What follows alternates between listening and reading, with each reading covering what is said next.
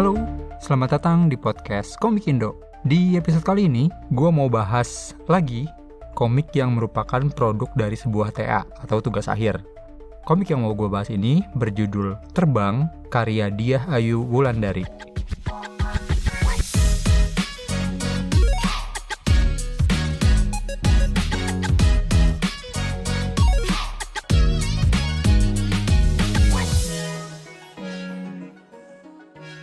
Komik Terbang ini adalah komik yang kayak tadi gue bilang, hasil buah pemikiran tugas akhirnya Kak Wulandari yang dituangkan dalam media komik. Kalau sebagai barang yang diperjualbelikan, komik ini diterbitkan secara indie dan pertama kali dijual di bulan November 2023. Premis komik ini menceritakan tentang seseorang yang dapat melihat kondisi mental atau emosional orang lain secara simbolis. Kalau untuk genrenya sendiri mungkin bisa dikategorikan sebagai drama psikologikal kali ya.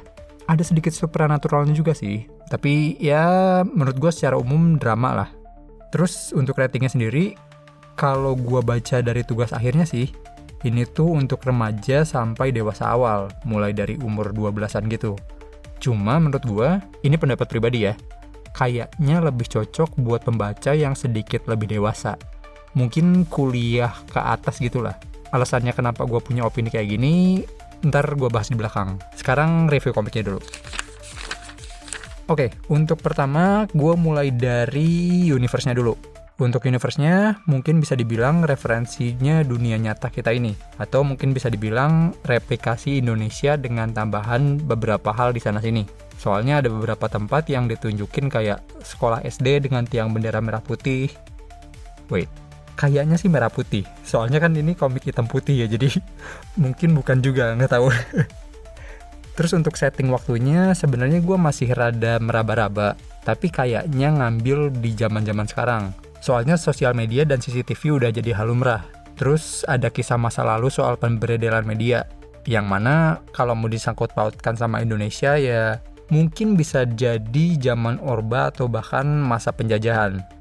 Tapi ya, itu mah cocok logi doang.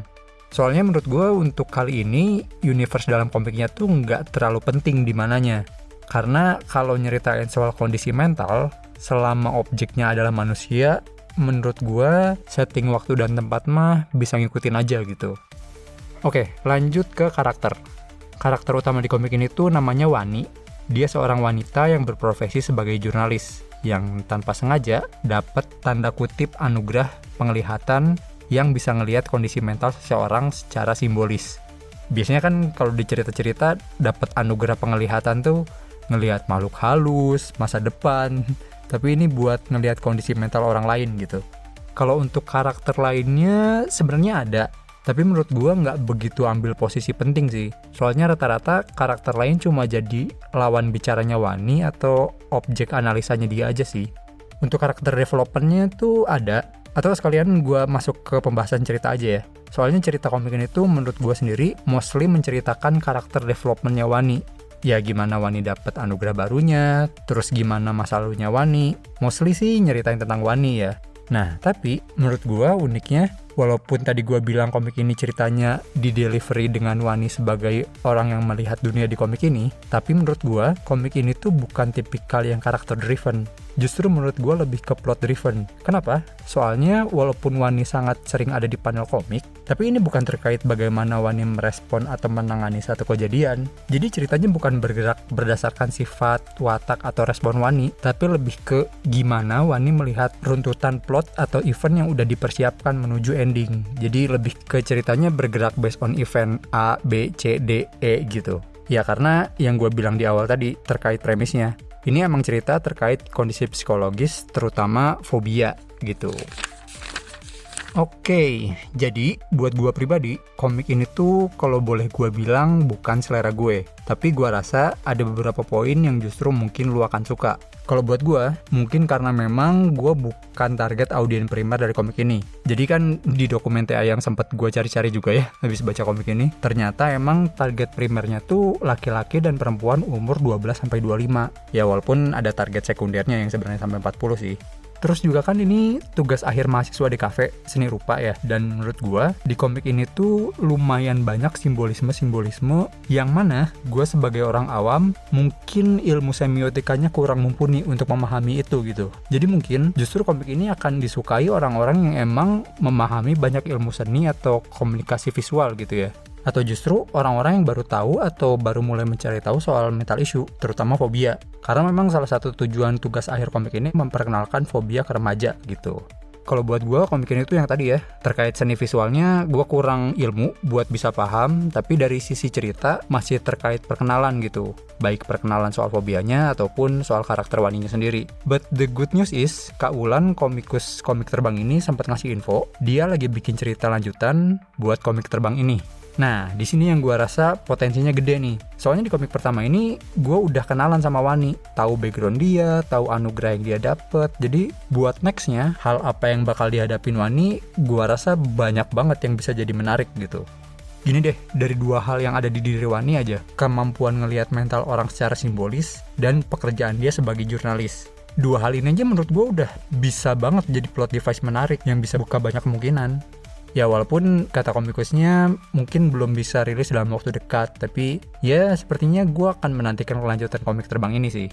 Kalau lu penasaran dan kepengen komiknya, stok komik ini emang terbatas, jadi bisa DM aja ke IG-nya Kak Wulan untuk nanyain stok barangnya. Nanti link IG-nya gue tulisin di deskripsi. Terus juga beliau bakalan ikutan pameran Jogja Comic Week di tanggal 11 sampai 20 Oktober 2024. Dan bocorannya sih, panel-panel komik terbarunya juga bakalan ditampilin di sana. Ya mungkin itu dulu ya, pembahasan non-spoiler terkait komik terbang. Abis ini gue bakalan ngobrolin lebih lanjut komik ini tapi ada spoilernya. Jadi kalau lu nggak mau kena spoiler, bisa stop di sini aja nggak apa-apa. Tapi kalau lu udah baca komiknya atau nggak masalah sama spoiler, kita ngobrol lagi abis ini. Jangan lupa, dukung terus Perkomikan Indonesia, bukan hanya karena nasionalitas, tapi juga karena kualitas. Sampai ketemu lagi di pembahasan berikutnya.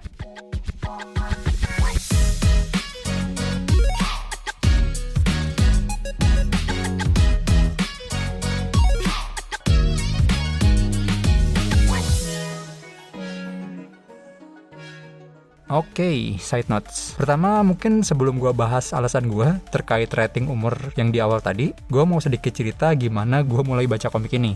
Jadi, gue tuh sebenarnya beli komik ini udah dari tahun kemarin, pas event Komifuro kalau nggak salah. Nah, komik ini tuh sempet ketinggalan sebenarnya pas gue pulang ke Bandung. Jadilah baru gue bawa lagi pas gue balik kemarin. Waktu itu gue belum sempat baca, gue baru lihat halaman-halaman awalnya yang isinya terkait pemberedelan media gitu. Nah, kan beberapa waktu kemarin sempat rame tuh terkait peringatan Indonesia Darurat yang Garuda Biru itu. Nah, habis kejadian itu, yang alhamdulillahnya mendengarkan suara rakyat ya, kan masih menggebu-gebu tuh di kepala terkait politik-politikan. Ingatlah ada komik ini yang awalnya ngebahas pemberedelan media. Langsung mikir, asik nih kayaknya baca soal beginian. Taunya bukan soal pemerintahan, tapi soal penderitaan. Wah. Oke, terkait target umur pembaca, ini disclaimer dulu ya. Gue bukan akademisi, gue juga bukan expert yang punya variabel-variabel penilaian eksak di komik. Ini cuma pendapat gue aja. Gue memposisikan gini, pas gue di umur SMP atau SMA, apakah gue willing dengan kesadaran sendiri akan membeli dan baca komik kayak gini gitu. Mungkin interest dan preferensi orang bisa beda-beda. Tapi kalau gue ngerasanya pas remaja tuh untuk bisa lanjut ngikutin sebuah komik, gue butuh hook yang ngejaga gue buat tetap baca gitu. Ya mungkin contoh gampangnya, gue dulu mudah banget ke hook sama karakter atau suatu kejadian di komik gitu. Misal kayak komik-komik shonen, dimana karakternya remaja-remaja, ya itu gampang banget ke hook ke gue. Karena gue seumuran dengan karakternya pada masa itu. Dan relate juga sama masalah karakternya. Atau mungkin kayak komik fantasi yang ngasih landscape universe-nya gitu. Jadi ngerasa, wah menarik nih buat diikutin. Nah, komik terbang ini, untuk sisi karakter, Wani kan udah bekerja sebagai wartawan. Jelas bukan remaja umur belasan, dan I don't know, kegiatan yang dilakukan mungkin bukan sesuatu yang relate atau ingin dilakukan sama pembaca remaja gitu. Tapi bukan berarti komik ini nggak ada hook-nya. Ada banget. Kayak event pemberedelan media yang di awal, atau soal harimau misterius. Cuma kan kedua event ini ada isu-isu politiknya juga kan. Menurut gue cukup berat aja buat remaja sekolah gitu. Ya kayak cerita gue tadi aja, gue kan malah kemarin-kemarin baca komik ini karena lagi pengen baca sesuatu tentang politik, yang mana ternyata bukan ngebahas hal itu juga gitu. Karena kan emang tujuan utamanya sebenarnya di mental issue dan fobia ya. Terlalu berat aja sih menurutku pembawaannya buat pembaca umur sekolah gitu. Udah mah pembahasannya soal mental issue, bridgingnya pakai politik gitu. Terus juga puisi Inferno-nya Dante Alighieri di halaman pertama komik itu buat gue malah nambah kesan beratnya pembahasan komik ini sih. Makanya gue ngerasa kayaknya komik ini bakalan lebih kemakan sama gue ketika gue udah kuliah atau lebih dewasa lah dibanding waktu gue masih sekolah. Karena sebenarnya ada hal menarik juga di komik ini kalau mau baca lebih jauh gitu. Gue paling suka sama bagian yang bapak kos gak pernah mau ngegantungin apapun di atas termasuk sangkar burung. Atau teman kecilnya Wani yang nangis gara-gara pakai sepatu bertali. Terus juga ibunya Wani yang fobia sama berita. Itu unik-unik banget sih asli. Kalau dari kacamata orang yang emang gak familiar sama fobia kayak gue, jadi pengetahuan baru juga gitu. Oh, ternyata ada yang kayak gini ya. Terus hal menarik lain yang mau gue point out dari komik ini adalah struktur gambar, panel, atau apa ya sebutannya. Mungkin sederhananya panelingnya nggak kayak komik Jepang biasa. Ya gue ngomong kayak gitu karena gue emang lebih familiarnya dengan komik Jepang kan. Tapi rasa-rasanya komik-komik Eropa atau komik Indonesia cergam zaman dulu ada yang mainan panelingnya kayak gini sih. Bahkan di beberapa halaman gue ngerasa kayak lagi ngelihat ilustrasi artikel di majalah atau koran gitu. Menarik aja. Dan I don't know, ini keputusan artistik atau gimana, tapi ada 1-2 halaman yang alur bacanya tidak biasa. Jadi buat gue yang pembaca komik kasual, biasanya baca teks itu kan dari kiri atas, kanan atas, ke kiri bawah, baru kanan bawah kan. Nah di komik ini tuh ada yang gak gitu flow-nya, tapi flow bacanya ngikutin gambar.